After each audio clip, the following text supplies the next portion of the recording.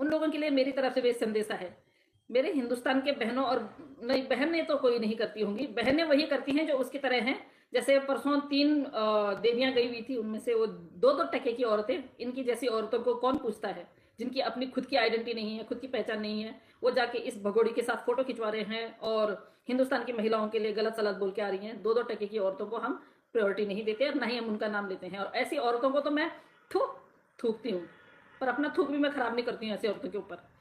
तो जो लोग उसको भाभी बोलते हैं, क्या मेरे भारत के भाई इतने वो हैं कि इस तरह की चरित्रहीन महिला को वो भाभी बनाएं? जो लोग इसको बहन बोलते हैं, मेरे वो भाई, उन भाइयों को मेरा संदेशा है, क्या सच में आपके घर में इस महिला को एक्सेप्ट किया जाएगा जो 900 चूहे खा के बिल्ली हज को गई? बोला तो कितने सारे लोगों के साथ में ये अपना संबंध बना के आई, अवैध संबंध, यहाँ पे भी अवैध संबंध में रह रही है। तो क्या मेरे भारत के भाई, छोटे भाई हों बड़े भाई हों, जो दीदी बोलते हैं इसको, जो इसको भाभी बोलते हैं, जो कहते हैं कि सीमा सनातनी हो गई है, तो मैं उन भाइयों को पूछूंगी कि क्या आपको सीमा इस तरह की कैरेक्टरलेस महिला अपने परिवार में शामिल कर सकते हैं आप? क्योंकि ये हिंदुस्तान हमारा एक गुलदस्ता है, जो एक ही जो मर्तबान में एक ही उसमें रहते हैं, गमले में, एक ही गमले में रहने के बाद हम लोग सब के सब, हिंदू मुस्लिम सिख ईसाई, हम लोग एक ही गमले के फूल हैं। तो जब आप लोगों ने देखा होगा कि पार्क में या कहीं किसी गार्डन में कहीं फ्लावर्स वो होते हैं, तो माली क्या करता है, जो फूल गंदा लगता है ना, माली उसको उखाड़ के साइड में फेंक देता है। तो ये वो महिला है जो उखाड़ के साइड फेंकी हुई है। तो मैं उन मर्दों को, उन भाइयों को, उन सभी अपने जो हमारे भाई बंद हैं, उनको ये बोलना चाहूंगी। हेलो संतोषी राजपूत जी, स्वागत है, हर हर महादेव। उनको ये बोलना चाहूंगी कि क्या आप अपने परिवार में, क्या आप देखिए, पहले तो भगवान ना करे कि किसी के घर में इस तरह की महिला कोई पैदा हो, इस तरह की किसी की बहन पैदा हो, इस तरह किसी के घर में कोई महिला इस तरह का कृत्य करके आए। पर बाय द वे, अगर इस महिला को आप एक्सेप्ट कर रहे हैं तो क्या आप सही कर रहे हैं? क्या आप लोगों को कानून का वो नहीं देना चाहिए, साथ नहीं देना चाहिए? क्या आपको ये नहीं होना चाहिए कि हमारा कानून फटाफट फैसला करे, हैदर भाई के बच्चे उनको मिले और इसको जेल हो? जो लोग इसको बचाना चाहते हैं, और ओ हाँ अनिल चाचा, कल भी मेरा नाम लिया है, मैं खबरदार, अब मैं अनिल चाचा लास्ट बार बोल रही हूं, सीमा हैदर के केस में या तो फिर बादल बाबू का ही केस पकड़ो, या फिर सीमा हैदर के केस में जो महिलाएं आ रखी हैं उनको क्रिटिसाइज करना बंद करो। आपके लिए हिदायत है, वरना आप देख रहे हो ना आपके साथ क्या क्या हो रहा है। एक सरिता कठैत है जो 19 महीनों से सिर्फ और सिर्फ आपको इसलिए माफ कर रही है क्योंकि आप मेरे भारत के हैं, अदरवाइज तो पता नहीं। देखा ना आपने, अपना चैनल खड़ा करना पड़ा। किसी की मोहताज नहीं होती सरिता कठैत। सरिता कठैत की इतनी वो है कि अभी तक सरिता कठैत को पैनलों पे बुलाया जाता है और बहुत प्यार से बुलाया जाता है। जाऊंगी क्योंकि बादल बाबू का केस भी है, सीमा हैदर को भी भगाना है, जाऊंगी, कोई रोक सकता है? पर चाचा, मेरा नाम लेके अब मत बोलना कि हिंदुस्तान की महिलाओं ने केस खराब किया। तुम जैसे जो सपोर्टर है ना, उन्होंने केस खराब किया। तुम जैसे सपोर्टर अगर झूठ मूठ के नहीं बोलते ना कि हाँ ये तो सनातनी बन गई है, सनातनी का कौन सा सर्टिफिकेट है इसके पास, बताएं जरा, आप बताएं। आप जाके मंजू जी का, अभी मंजू जी 1.1 का एक आप वो सुन के आए, वीडियो सुन के आए, उन्होंने भी सुन के कहीं से, उन्होंने भी जो स्टेटमेंट दिया है ना, उस स्टेटमेंट को सुन के आए आप। एक पत्रकार पूछती है एपी सिंह जी से कि क्या सचमुच में सीमा हैदर मां बनने वाली है? तो 2 टके का भाई ऐसे बोल सकता है। तो एपी सिंह जी ने अपनी औकात दिखा दी वहां पे। एपी सिंह जी कह रहे हैं क्या मैंने प्रेग्नेंट किया उसको? अच्छा बताइए, हिंदुस्तान में कोई भाई अपनी बहन के लिए इस तरह बोल सकता है? क्या ये सचमुच में उसको बहन मानते हैं? बताइए आप लोग। आप मंजू दीदी कहाँ है? आज मंजू आ रही होंगी, मंजू जी आ रही होंगी, उनके पास नोटिफिकेशन गया होगा नहीं गया होगा पता नहीं। तो आप ये लगाए कि हमारे हिंदुस्तान में बहन का मतलब क्या होता है। हमारे यहाँ पे चाहे वो कितना भी दूर का रिश्ता है, एक बार जिसको बहन बोल दिया ना, बेटा काला टीका लगाओ, हाउ स्वीट ऑफ यू। नहीं, काला टीका नहीं, अपनों की नजर नहीं लगती है नीलम जी, बिल्कुल भी नहीं लगती अपनों की नजर। तो मैं उन लोगों को ये संदेशा देना चाहती हूँ कि जो लोग इसको यहाँ पे रखने की फिराक में है ना, भूल जाएं। इसके लिए हम अपना कानून चेंज नहीं कर सकते हैं। जो हमारा हमारा कॉन्स्टिट्यूशन है ना, वो इसके लिए कतई नहीं चेंज होगा।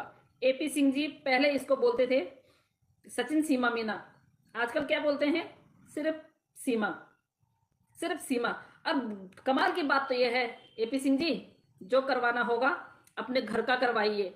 हमारे देश के बजट पे इसकी कोई औकात नहीं है कि ये हमारे देश के बजट पे कोई स्टेटमेंट दे। इसका कोई कर्तव्य नहीं है, इसको हमने ये दिया भी नहीं है, बिल्कुल हक नहीं दिया है हमने। ये 2 टके की बेगैरत नचनिया हमारे देश के बजट पे स्टेटमेंट देगी। और आप भी, आपको शर्म है एपी सिंह जी? शर्म तो आती है नहीं आपको। नाक काट के तो आपने पहले कब की डाल दी है। अब जितनी बची कुची है उसको तो बचा लीजिए। आपको यही 2 टके की औरत मिली ये शेयर करने के लिए कि भाई बजट किस तरह का आ रहा है, क्या आ रहा है, यहाँ पे किसको क्या मिलेगा, क्या नहीं मिलेगा, कितना बजट आ रहा है, कैसा बजट आ रहा है। क्या है ये तुम्हारी?